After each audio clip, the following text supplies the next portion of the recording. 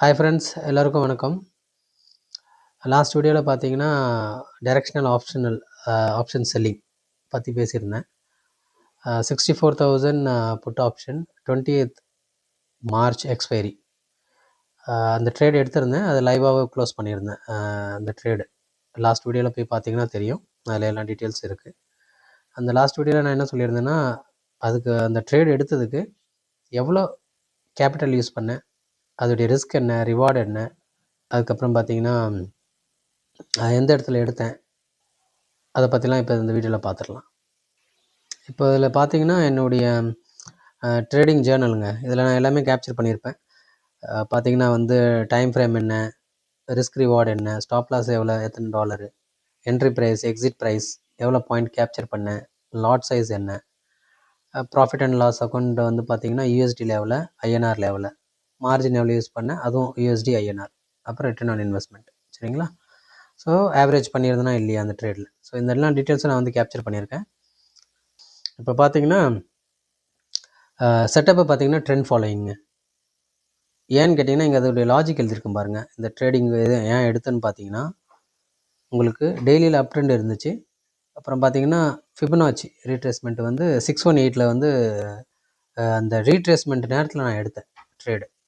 ஏன்னா 618 ஒரு golden ratio. யூஸ்வலாக ஃபிபனாச்சி யூஸ் பண்ணுறவங்களுக்கு தெரியும்.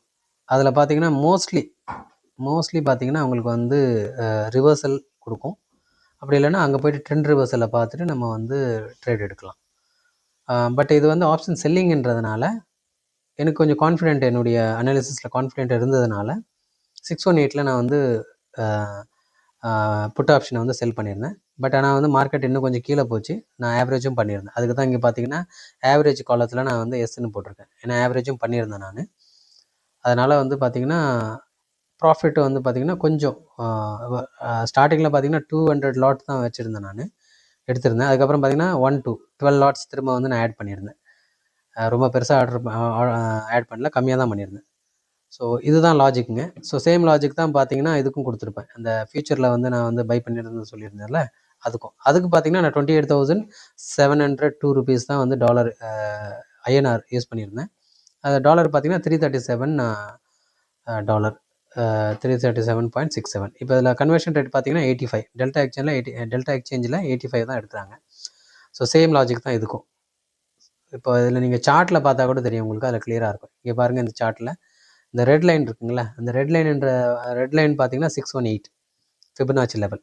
ஸோ அந்த லெவலில் போய்ட்டு நான் 64,000 புட் ஆப்ஷன் 20th மார்ச் செல் பண்ணியிருந்தேன்.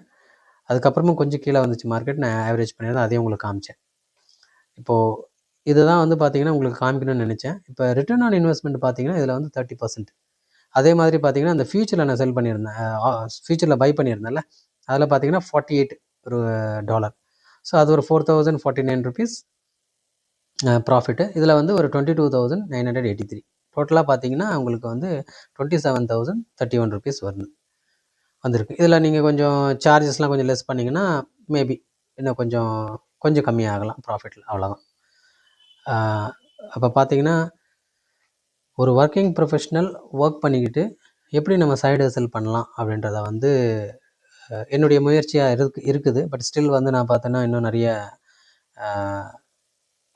ரிசர்ச்லாம் பண்ணிக்கிட்டு தான் இருக்கேன்.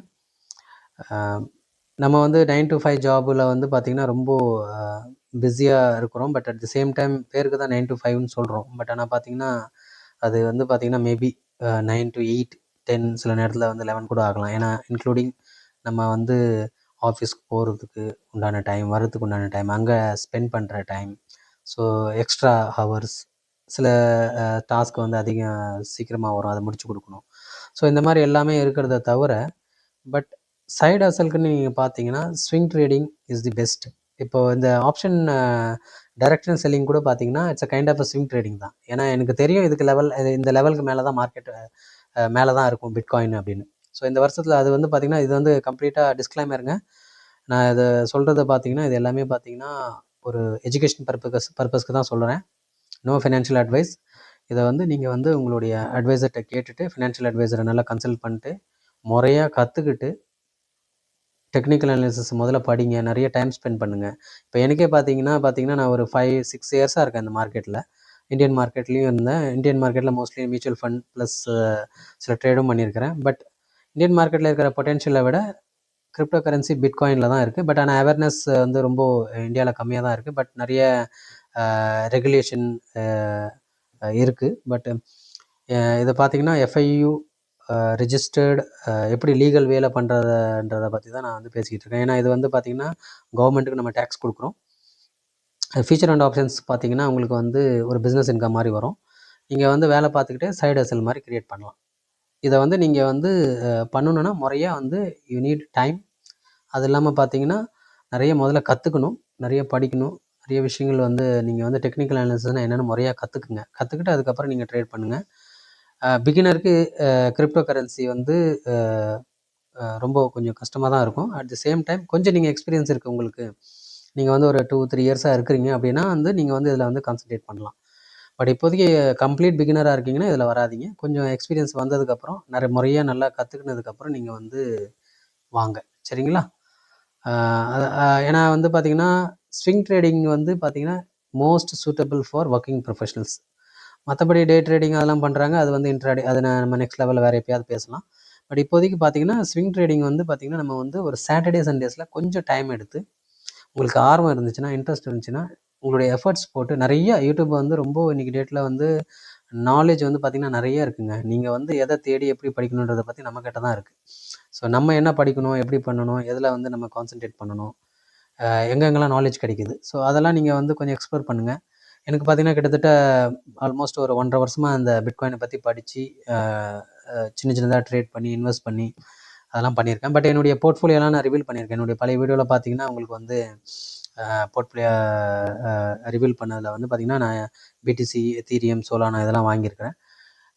பட் இது வந்து அவேர்னஸ் அவ்வளோ இல்லாதனால நம்ம யாருக்குமே இன்னும் வந்து ஸ்டாக் மார்க்கெட்டே பார்த்திங்கன்னா இன்னும் நிறைய பேருக்கு அவேர்னஸ் கிடையாது, Indian stock market. But crypto கரன்சின்றது வந்து பார்த்திங்கன்னா ஒரு எமர்ஜிங் மார்க்கெட். அதுவும் பார்த்திங்கன்னா மோர் பொட்டென்ஷியல். இப்போ இந்த 30% பார்த்தீங்கன்னா இந்த ROI வந்து நீங்கள் வந்து இந்தியன் மார்க்கெட்லலாம் ரொம்ப கஷ்டம். ஆனால் வந்து பார்த்தீங்கன்னா கிரிப்டோ கரன்சியில் இட் இஸ் பாசிபிள். அதுவும் பார்த்தீங்கன்னா only top currency, only BTC, bitcoin மட்டும்தான் நம்ம வந்து பிட்காயின் இல்லைனா எத்தீரியம், இது ரெண்டில் தான் ஃபோக்கஸ் பண்ணணும், மற்ற எதுலேயும் ஃபோக்கஸ் பண்ணக்கூடாது. ஸோ அதனால் பார்த்தீங்கன்னா அதுவும் வந்து ஒரு விஷயம் நீங்கள் ஞாபகம் வச்சுக்கோங்க. பிகினராக இருக்கீங்கன்னா நிறைய கற்றுங்க, நிறைய படிங்க.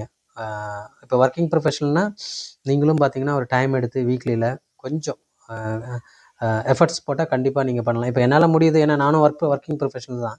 ஸோ 9 to 5 தான். பட் அது வந்து ரொம்ப ஸ்ட்ரெச் ஆகி மேபி 8-9 கூட ஆகுது சில நேரத்தில். அட் த சேம் டைம் வீக்கெண்ட்ஸில் டைம் கிடைக்கும் போது கொஞ்சம் நிறையா படித்து நீங்கள் அதை வந்து ஃபோக்கஸ்டாக ஒரு பேஷனாக வந்து ஒரு ஒரு ஒரு சைடு ஹசல் பண்ணணும். நம்ம எதுக்கு சொல்கிறேன்னு பார்த்தீங்கன்னா இது வந்து நம்ம வந்து இப்போ இருக்கிற விலைவாசிலையோ இல்லை வந்து இன்ஃப்ளேஷன்லையோ பார்த்தீங்கன்னா நம்ம வந்து ஃபேமிலியை ரன் பண்ணுறது ரொம்ப கஷ்டம். அட் த சேம் டைம் கிரிப்டோவில் நீங்கள் ட்ரேட் பண்ண ஆரம்பிக்கிறீங்கன்னா, ஒரு ஸ்விங் ட்ரேடிங் பண்ணுறீங்கன்னா மினிமல் கேபிட்டல் இருந்தாலே போதும். மேபி ஒரு 50,000, ஒரு 20,000, ஒரு 60,000, ஒரு 1 lakh கிட்ட இருந்தால் கூட போதும். நீங்கள் வந்து ஒரு மினிமலாக பண்ணலாம். ஆனால் அட் தி சேம் டைம் முதல்ல கற்றுக்கிற மாதிரி நீங்கள் இருந்தீங்கன்னா முதல்ல கற்றுக்கிட்டு முறையாக ஒரு 5,000, ஒரு 10,000 போட்டு ஸ்டார்ட் பண்ணுங்கள். இப்போ எனக்கு கொஞ்சம் எக்ஸ்பீரியன்ஸ் இருக்கிறதுனால நான் வந்து இதை ஜஸ்ட்டு ஸ்டார்ட் பண்ணியிருக்கிறேன். இன்னும் போக போக இது எப்படி போகுதுன்னு பார்க்கலாம். ஒரு 6 மந்த்துக்கு என்னால் வந்து சக்ஸஸ்ஃபுல்லாக கண்டினியூவாக என்னால் ட்ரேட் பண்ணி நான் ப்ரூவ் பண்ண முடிஞ்சால் இது உங்களோட நான் ஜேர்னி இந்த ஸ்டார்ட் பண்ணியிருக்கிறேன். நான் இப்போது ஒரு 6 மந்த் வரைக்கும் என்னால் வந்து ப்ராஃபிட்டபுளாக இருக்க முடியும்னா எனக்கு இன்னும் கொஞ்சம் கான்ஃபிடென்ட் ஆயிரும். ஸோ அதுக்கப்புறம் நான் கொஞ்சம் கேபிட்டல் இன்ட்ரடியூஸ் பண்ணலான்னு இருக்கேங்க. இப்போதைக்கு இருக்கிற கேபிட்டல் வச்சு ஜஸ்ட்டு வந்து நான் ட்ரேட் பண்ணலான்னு இருக்கேன், ட்ரேட் பண்ணிக்கிட்டு இருக்கேன். இப்போது இதை பற்றி தான் உங்களுக்கு சொல்லணும்னு நினச்சேன். ஸ்கில்லை கற்றுக்கிறதுக்கு நீங்கள் வந்து இன்வெஸ்ட் பண்ணலாம், அது தப்பே கிடையாது. நானாக நிறைய இன்வெஸ்ட் பண்ணியிருக்கேன், என் மேலே இன்வெஸ்ட் பண்ணியிருக்கேன். நிறையா கோர்ஸ், சின்ன சின்ன கோர்ஸ் வாங்குறது ரொம்ப பெருசாக 1,50,000 கோர்ஸ்லாம் கூட வேண்டாம். ஒரு 2,000, 1,500 அந்த மாதிரிலாம் வந்து நிறைய வந்து ஒரு வெபினார்ஸ்லாம் இருக்குது, அதெல்லாம் அட்டென்ட் பண்ணுங்கள். அதை தவிர அதுலேயும் முடியலைன்னா யூடியூப்பில் ஃபுல்லாக வந்து நாலேஜ் இருக்குங்க. நிறையா ட்ரை பண்ணுங்கள், நிறையா படிங்க. நானும் அப்படி தான் கற்றுக்கிட்டேன். ஸோ இதெல்லாம் தான் உங்களுக்கு சொல்லணும்னு நினச்சேன். இப்போ இந்த ட்ரேடு பார்த்திங்கன்னா என்னுடைய ROI பார்த்திங்கன்னா 30%, 14%ன்றது வந்து not at all possible in Indian market. அதுவும் ஸ்விங் ட்ரேடிங்கில் சுத்தமாக கிடையாது நம்ம இந்தியன் மார்க்கெட்டில். ஏன்னா ஸ்டாக்ஸ்லாம் நீங்கள் வாங்கி வச்சிங்கன்னா உங்களுக்கு கேபிட்டல் நிறைய வேணும். ஃபியூச்சர்லாம் ட்ரேட் பண்ணிங்கன்னா லேக்ஸ் அண்ட் லேக்ஸ் ருபீஸ் தேவைப்படுது. இதில் பார்த்தீங்கன்னா சிம்பிளாக நீங்கள் ஒரு 10,000 20,000 வச்சு கூட பண்ணலாம். But at the same time knowledge is very important.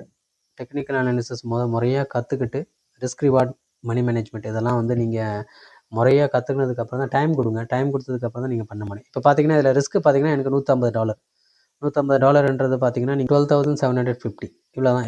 எவ்வளோ என்னுடைய லாஸ். பட் என்னுடைய ப்ராஃபிட் வந்தது பார்த்தீங்கன்னா 22,983 விச் இஸ் 1.8 ஆல்மோஸ்ட் 2.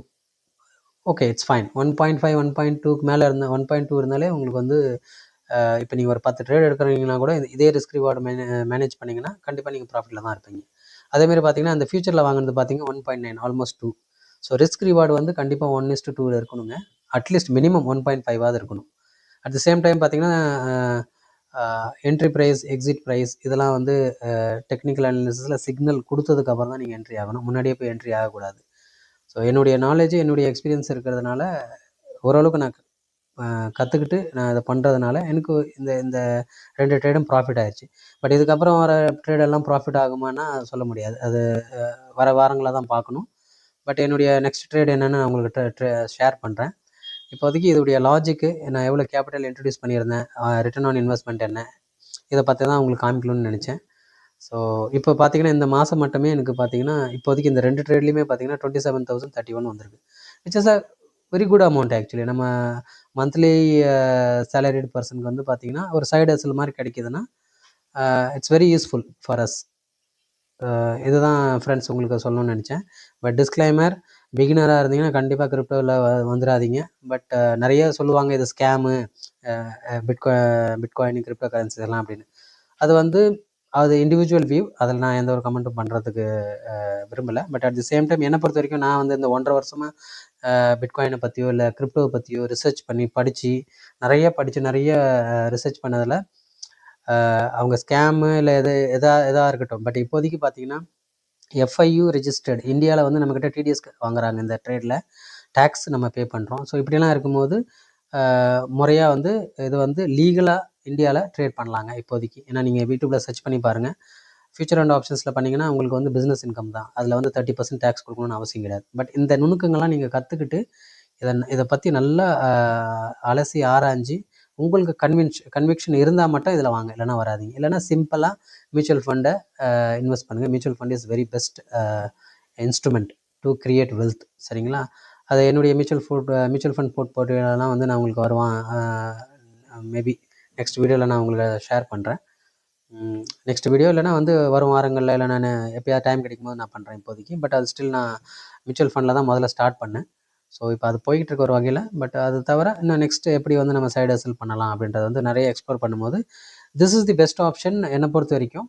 ஏன்னா நான் வந்து இந்த ஸ்டாக் மார்க்கெட்டில் பார்த்திங்கன்னா ஒரு 5 to 6 இயர்ஸாக இருக்கேன். அதுலேயும் பார்த்திங்கன்னா ஒரு 1 இயருக்கு மேலே 1.5 இயருக்கு நியர் அபவுட் 1.5 இயருக்கு கிரிப்டோவில் இருக்கேன். ஸோ இதை பற்றி கற்றுக்கிட்டு படிச்சுக்கிட்டு நிறைய ரிசர்ச் பண்ணி தெரிஞ்சதுக்கப்புறம் தான் இதில் உள்ள வந்திருக்கேன். ஸோ பிகினராக இருக்கீங்கன்னா கண்டிப்பாக வராதிங்க. It is not advisable. At the same time என்னுடைய ட்ரேடு, என்னுடைய லாஜிக் இதெல்லாம் வந்து ஒரு எஜுகேஷன் பர்பஸ்க்காக உங்களுக்கு ஷேர் பண்ணியிருக்கேன். வரும் வாரங்களில் வேறு ஏதாவது ட்ரேட் எடுத்து தான் உங்களுக்கு அப்டேட் பண்ணுறேன். ஸோ நெக்ஸ்ட் வீடியோவில் பார்க்கலாம். தேங்க்யூ.